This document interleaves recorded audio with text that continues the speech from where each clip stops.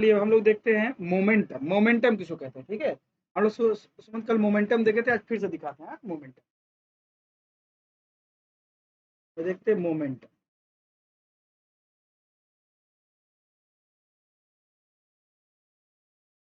Momentum momentum क्या है? Momentum क्या है? किसी बॉडी के मास और वेलोसिटी का मल्टीपल को क्या कहते हैं? मोमेंटम। द प्रोडक्ट क्या बेटा? प्रोडक्ट ऑफ, हाँ बेटा, mass and velocity is called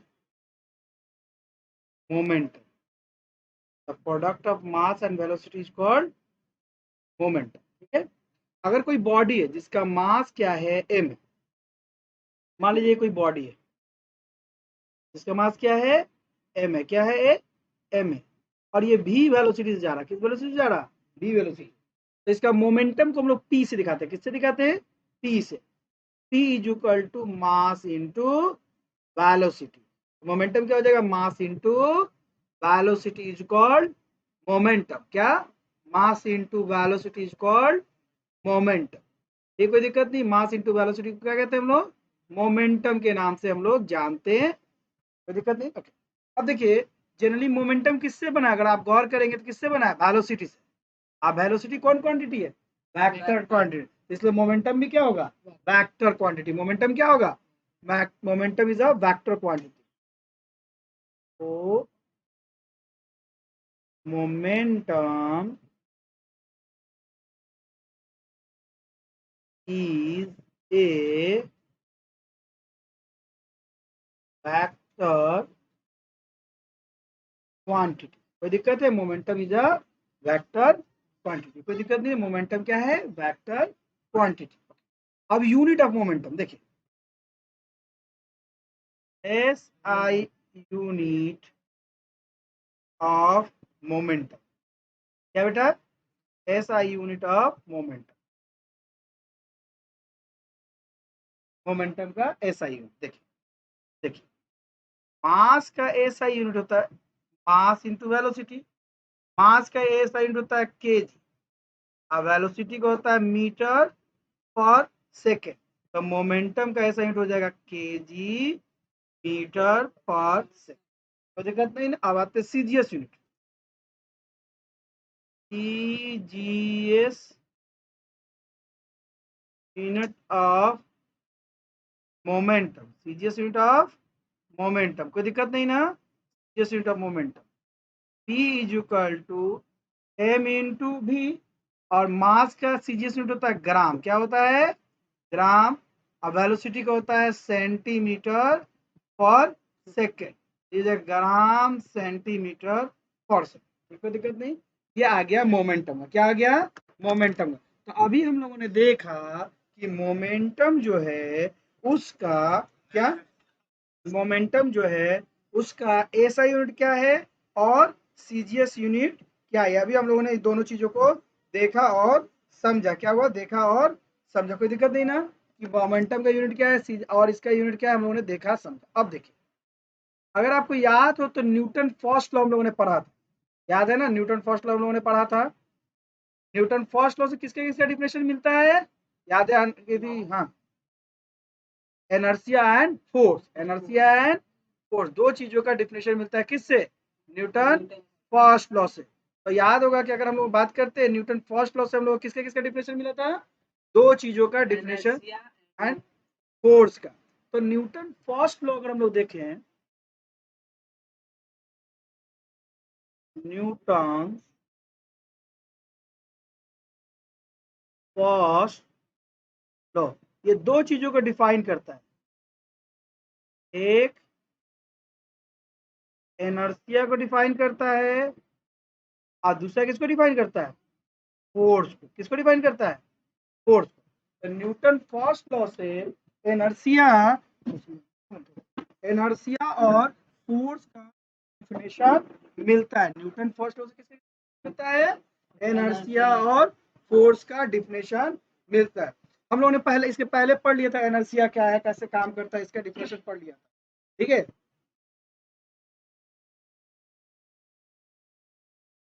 Newton force, आज पढ़ते हैं फोर्स का डिफिनेशन। किसका पढ़ते हैं? फोर्स का। कोई दिक्कत नहीं ना?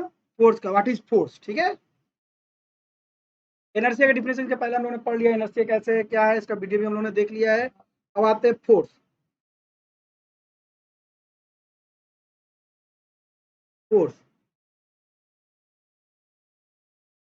फोर्स क्या कहता है, देखिए। फोर्स इज दैट एक्सटर्नल, क्या बेटा? External cause. फोर्स क्या है? बाहरी कॉज है। क्या है बेटा? Force is that external cause, क्या है? External cause which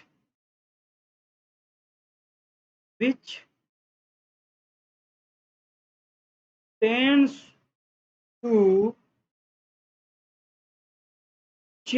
which tends to change the state of motion or state of rest of an object। क्या है? फोर्स क्या है? एक्सटर्नल कॉज है, बाहरी कॉज है, जो किसी बॉडी का स्टेट यानी मोशन के स्टेट को चेंज कर सकता है या रेस्ट के स्टेट को चेंज कर सकता है। यानी कि अगर मोशन में होगा, क्या होगा? मोशन में होगा तो उसके मोशन को रेस्ट में ला सकता है, या उस मोशन को फास्ट कर सकता है, या उस मोशन के डायरेक्शन को चेंज कर सकता है, ये कुछ भी कर सकता है, ठीक है। अगर वो रेस्ट में तो उसको मोशन में ला सकता है, यानी मूव करा सकता है, ठीक है। कोई दिक्कत? ये कर सकता है। रेस्ट को और कुछ ये सब क्या? फोर्स क्या है? एक्सटर्नल कॉज है। क्या है? एक्सटर्नल कॉज है, जो किसी चीज को रेस्ट में है तो मोशन में ला सकता है, मोशन में तो रेस्ट में ला सकता है। कोई दिक्कत नहीं किसी को? रेस्ट में तो मोशन में, मोशन में तो रेस्ट में ला सकता है। तो ये हो गया फोर्स का डिफिनेशन। कोई दिक्कत नहीं, ये हो गया फोर्स का डिफिनेशन। कोई दिक्कत नहीं ना किसी को? ये हो गया फोर्स का डिफिनेशन। अब आते हैं न्यूटन सेकेंड लॉ। क्या आते हैं? न्यूटन सेकेंड लॉ, ठीक है, जो हम लोगों ने कल पढ़ा भी था ना। फिर हम लोग देखते हैं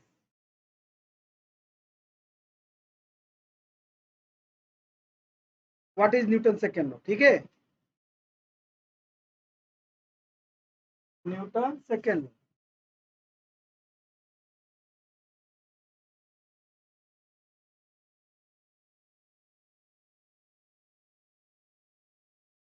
second law of motion.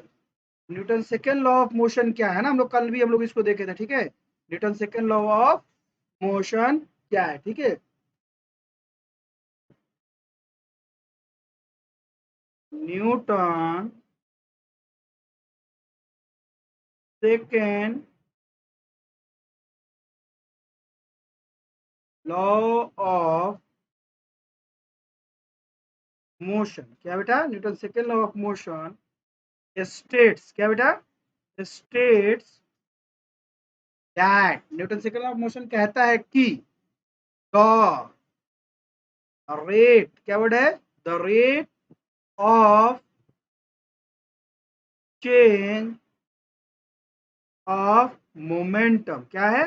The rate of change of momentum of an object, of an object is proportional proportional to the to the applied applied unbalanced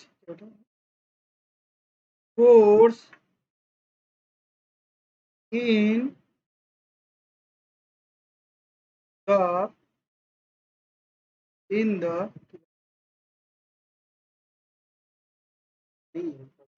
in the direction of force। तो Newton second law कहता है कि the rate of change of momentum, यानी momentum में जो change होता है time के साथ, रेट लग गया तो क्या हो गया बेटा, टाइम। टाइम के साथ जो मोमेंटम में चेंज होता है वो उस बॉडी पे जो एक्सटर्नल फोर्स लगाया जाता है उसके प्रोपोर्शनल होता है, यानी लगभग लगभग उतना ही होता है। और जिस डायरेक्शन में फोर्स लगाया जाता है मोमेंटम भी उसी डायरेक्शन में चेंज होता है। मोमेंटम भी क्या होता है, उसी डायरेक्शन में चेंज। यानी मान लीजिए कि अगर कोई बॉडी है, पकड़ लीजिए ये बॉडी है ना, इसका इनिशियली वेलोसिटी u है, मास m, ठीक है। टाइम t के बाद, कितना टाइम के बाद, t के बाद उसका मास तो नहीं बदलता है, वेलोसिटी बदल जाता है। वेलोसिटी हो जाता है v और मास है m, कोई दिक्कत नहीं। तो यहाँ पे अगर मोमेंटम निकालूं p1 m इंटू यू, अभी बताया मोमेंटम तो मास इंटू वेलोसिटी, यहाँ पे निकाले p2 तो m भी, कोई दिक्कत नहीं। और यहां से यहां तक के बीच का लगा है टाइम t। और ये मोमेंटम कैसे चेंज हुआ है, जब हम लोग इस पर एक्सटर्नल फोर्स लगाए। क्या लगाए हैं फ्रेंड, एक्सटर्नल फोर्स लगाए। कितना फोर्स लगाए हैं, F। क्या लगाए हैं, F। तो सेकंड लॉ कहता है कि ये जो होगा F जो होगा ये डायरेक्टली प्रोपोर्शनल टू होगा P2 minus P1 divided by T। P2 minus P1 divided by T। तो ये सेकंड लॉ कहता है कि the rate of change of momentum, यानी कि मोमेंटम में चेंज कीजिए, क्या कीजिए, मोमेंटम में चेंज कीजिए, इसको टाइम से डिवाइड कर दीजिए तो यही हम लोग का फोर्स होगा। मोमेंटम में चेंज कर दीजिए, इसको टाइम से डिवाइड कर दीजिए तो यही क्या हो जाएगा, हम लोग का फोर्स होगा। यही एक्सटर्नल फोर्स हम लोग का जो लगाया गया होगा वो होगा। कोई दिक्कत है, समझिए। फर्स्ट लो सेकंड लो यही कहता है, कोई दिक्कत नहीं। सेकेंड लो जो होता है वो मोमेंट कितना फोर्स अप्लाइड किया गया उसको क्वांटिटी वैल्यू देता है। क्या देता है, क्वांटिटी। क्या देता है, क्वांटिटी वैल्यू देता है। सेकेंड लो जो होता है वो फोर्स का फॉर्मूला देता है। फर्स्ट लो जो होता है फोर्स का डिफिनेशन देता है, और सेकेंड लो क्या देता है, फोर्स का फॉर्मूला देता है।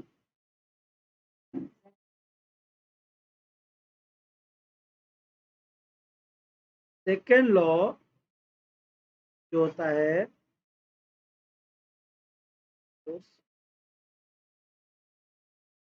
फॉर्मूला, यानी सेकेंड लॉ से ही फोर्स का फॉर्मूला मिलता है।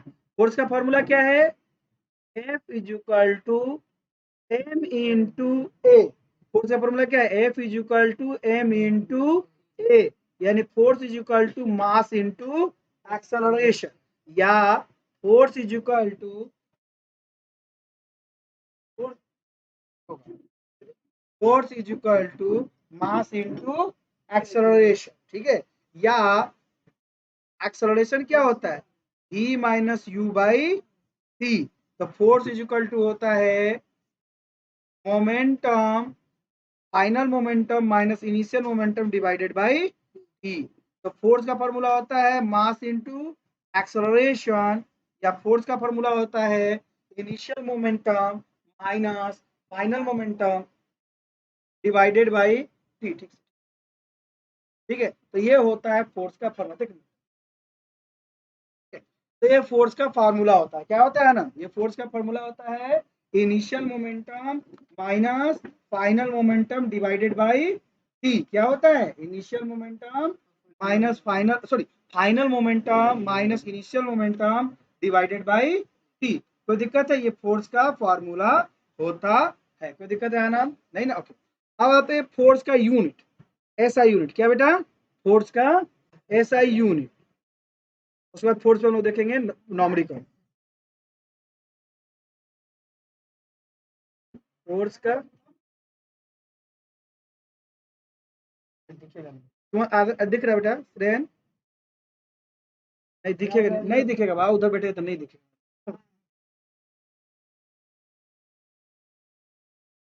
फोर्स का दिखेगा श्रेयन, देखो तो दिखेगा। नहीं नहीं, आज बैठे, देखिए देखिए, बैठ के देखिए, दिख रहा है, दिख रहा है श्रेयन, देखिए तो SI यूनिट ऑफ फोर्स और CGS unit of force. SI unit of force और CGS यूनिट ऑफ फोर्स। देखिए सबसे पहले समझ लीजिए कि मास का SI यूनिट होता है केजी, कोई दिक्कत नहीं, और मास का CGS यूनिट होता है ग्राम। एक्सेलरेशन का SI यूनिट होता है मीटर पर सेकेंड स्क्वायर, और एक्सेलरेशन का CGS यूनिट होता है सेंटीमीटर पर सेकेंड स्क्वायर। हम लोग जानते हैं स्क्वायर, सॉरी बेटा, centimetre per second square. Force equal to जानते हैं m इंटू, तो ए इसका क्या हो जाएगा, मास की जगह क्या कर देंगे केजी, और इसकी जगह क्या कर देंगे मीटर पर सेकेंड स्क्वायर। यहाँ पे रखिए फोर्स का F is equal to m into A, ठीक है। मास की जगह पे क्या कर देंगे ग्राम, और इसके जगह पे कर देंगे सेंटीमीटर पर सेकेंड स्क्वायर। तो इस जो KG metre per second square है, ये जो है फोर्स का यूनिट है।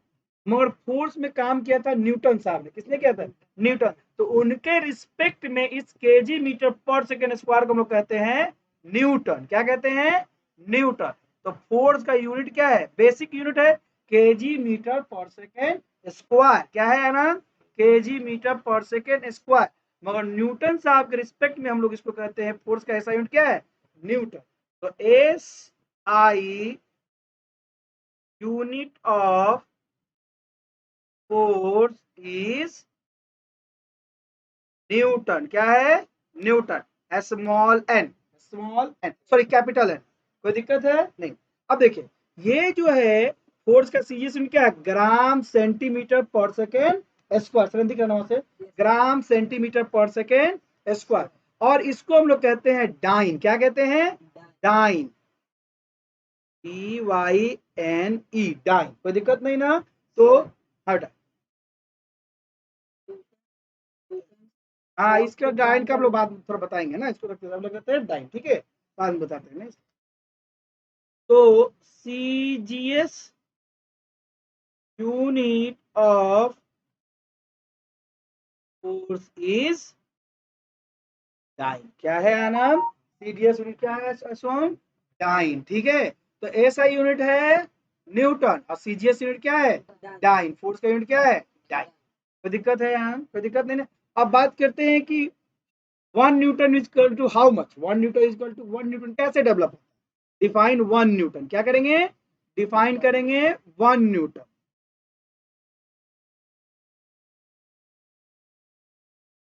डिफाइन 1 न्यूटन, डिफाइन कीजिए 1 न्यूटन। आंसर नहीं, 1 न्यूटन डिफाइन कीजिए।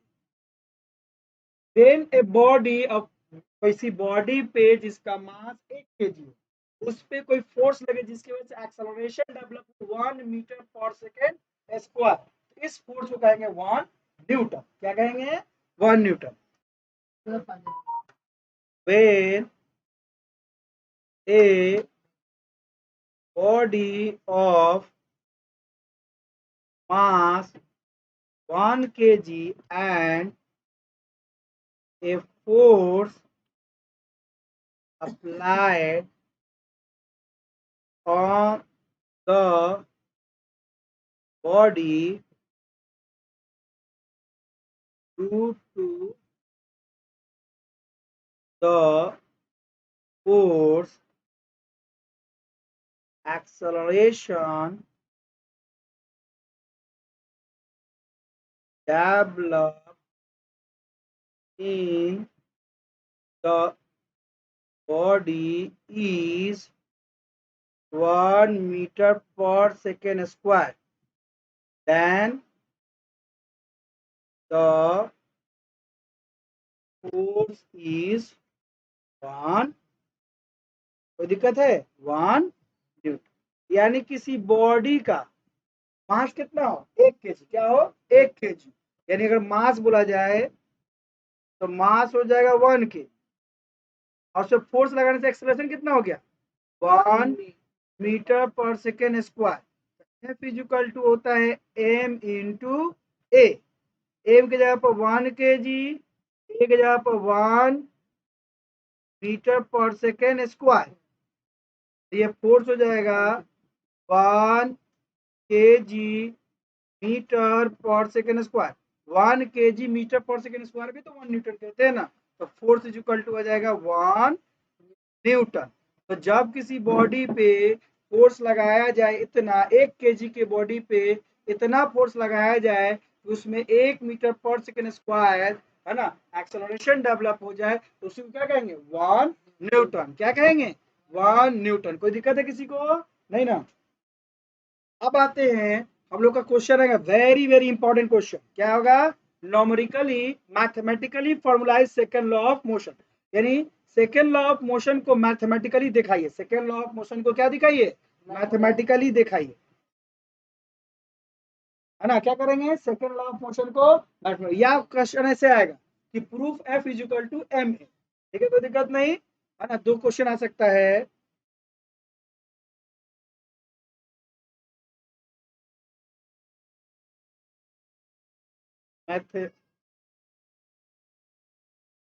मैथमेटिकल, हाँ,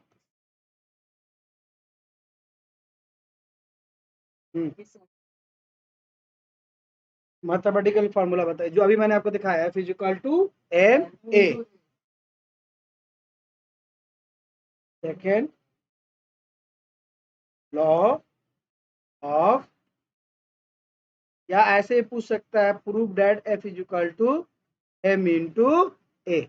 इसमें तो कुछ भी कर सकता है, ठीक है। देखिए, मान लीजिए कोई बॉडी है। क्या है आनंद? कोई बॉडी है, देन उसका बॉडी है का मास एम है। क्या है? एम है। और वो यू वेलोसिटी से जा रहा है, ठीक है। फिर बॉडी है, उसका मास, वो बॉडी सेम ही बॉडी है ना।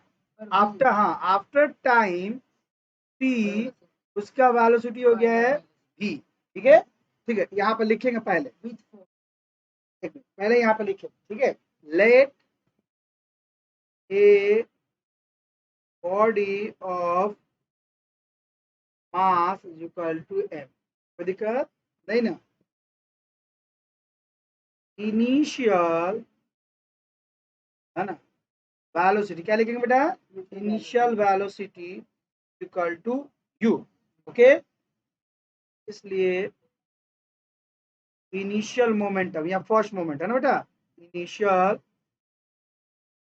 मोमेंटम यानी कि P1 is equal to M into u. कोई दिक्कत नहीं, m into u. After time t, after time t, नाम को बोल दो बेटा, final velocity is equal to v। इसलिए फाइनल, हाँ टाइम टी है बेटा, टाइम टी है ना बेटा, आफ्टर टाइम टी, ठीक है। वेलोसिटी कितना हो गया? v। तो फाइनल फाइनल मोमेंटम यानी कि P2 इज इक्वल टू हो जाएगा एम इंटू वी। कोई दिक्कत है? M into v. कोई दिक्कत नहीं ना बेटा। फाइनल मोमेंटम क्या हो जाएगा? M into v. इसलिए अगर चेंज इन मोमेंटम क्या निकालेंगे बेटा? Change in momentum, change in momentum. क्या बेटा? Change in momentum. Change in momentum मतलब P2 माइनस P1। ये तो कोई दिक्कत नहीं, P2 माइनस P1। P2 कितना है? M into v. और P1 कितना है? M into you. P2 क्या है? M into we minus P1 क्या है? M into u. कोई दिक्कत नहीं। फिर अब निकालेंगे रेट ऑफ चेंज। जब भी रेट निकालेंगे सुमन क्या करेंगे? सोम क्या करेंगे? जब भी रेट वर्ड निकालेंगे तो क्या करेंगे? टी से डिवाइड। कल तो यही पढ़े थे ना सुमन, जब भी रेट वर्ड लिखेंगे तो टी से डिवाइड। यहाँ पे टी कितना था सुमन? स्मॉल थीटा, ठीक है ना। तो हम लोग क्या करेंगे, रेट ऑफ चेंज, क्या करेंगे बेटा, rate of change, rate of change of momentum. जैसे ही ये रेट वर्ड लगा देंगे, क्या लगा देंगे, रेट लगा देंगे, समझ जाएंगे कि इस टी से हमको डिवाइड करना है, इस टी से हमको क्या करना है, डिवाइड, जितना टी था उससे डिवाइड कर देना है। ये हो जाएगा m v minus m u divided by T. तो सेकेंड लॉ क्या कहता है कि rate of change of momentum is proportional to the applied force.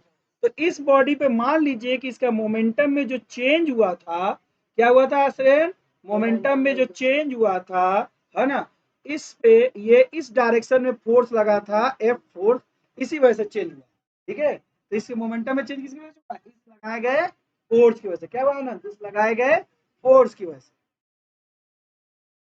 तो सेकेंड लोग कह रहा है कि ये फोर्स जो होगा वो डायरेक्टली प्रोपोर्शनल टू होगा m v minus m u divided by t. अब देखिए, ये प्रोपोर्शनल वर्ड जो होता है ना, इसका मतलब होता है कि लगभग लगभग बराबर, पूरे तरीके से बराबर नहीं, इसको बराबर करने के लिए कांस्टेंट चाहिए, क्या कांस्टेंट चाहिए, ठीक है। तुम क्या चाहिए, कांस्टेंट चाहिए, क्या चाहिए आनंद, कांस्टेंट चाहिए। तो इसको बराबर करने के लिए क्या चाहिए, कांस्टेंट चाहिए। तो हम लोग इसको बराबर करने के लिए कांस्टेंट ले रहे, क्या ले रहे बेटा, कांस्टेंट के, वेरी गुड। तो एफ इक्वल टू के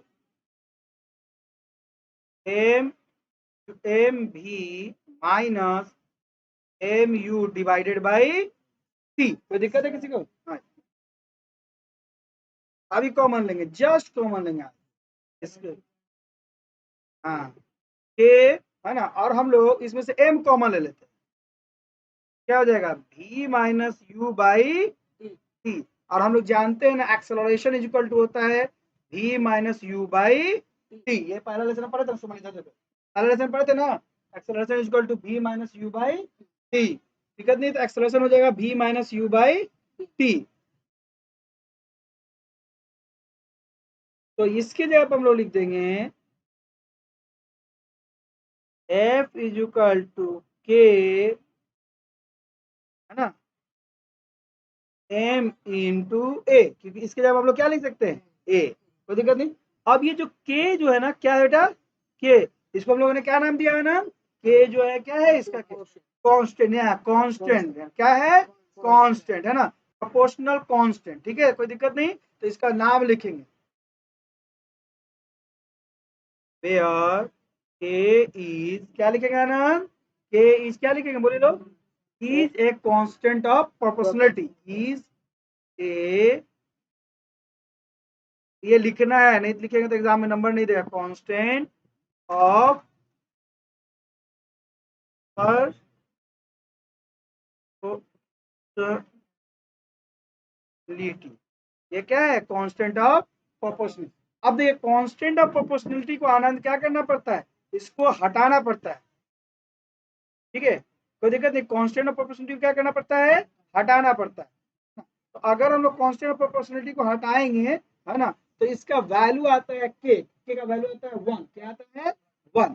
अगर मैं फोर्स का वैल्यू रखूं 1, F1 रख दूं, M1 रख दूं, F1 यूनिट रख दूं, M1 यूनिट रख दूं, और A1 यूनिट रख दूं, क्या रख दूं, तीनों को 1 यूनिट रख देता हूं ना, तब सबका वैल्यू इसमें इक्वेशन 1 में पुट कर देता हूं। हाँ, तो F के जगह पे क्या रख देता हूं 1, इसके जगह के वैल्यू के, इसके जगह पे 1, इसके जगह पे 1, तो फाइनली के इज इक्वल टू कितना आ गया 1। तक प्रोपोर्शनलिटी कांस्टेंट का वैल्यू कितना है 1, कितना है सुमन 1। तो यानी कहने का मतलब इस इक्वेशन में हमको के जगह पे क्या रख देना होगा 1, के जगह पे क्या रख देना सुमन, इधर देखिए, के जगह पे रख देना होगा 1। तो मेरा फॉर्मूला हो गया F is equal to m into A. तो force is equal to mass into acceleration. Force is equal to mass into acceleration. यही सेकेंड लॉ कहता है, जो हम लोगों ने नॉमरिकली इसको निकाल दिया, एग्जाम में निकाल देंगे लोग ना, आसानी से आप लोग निकाल देंगे, कोई दिक्कत नहीं। तो force is equal to mass into acceleration, कोई दिक्कत नहीं। हाँ, अब सेकेंड लॉ के बारे में और भी बहुत कुछ है, पहले इसका एक नॉमरिकल देखते हैं लोग, उसके बारे में जितना नॉमरिकल होता है वो पहले देखते हैं, उसके बारे में धीरे धीरे से हम लोग ये, ठीक है। तो इसको हम लोग थोड़ा सा इसको कर देते हैं, तो ले लेते हैं थोड़ा सा, कॉस कितना बहुत बड़ा हो गया है,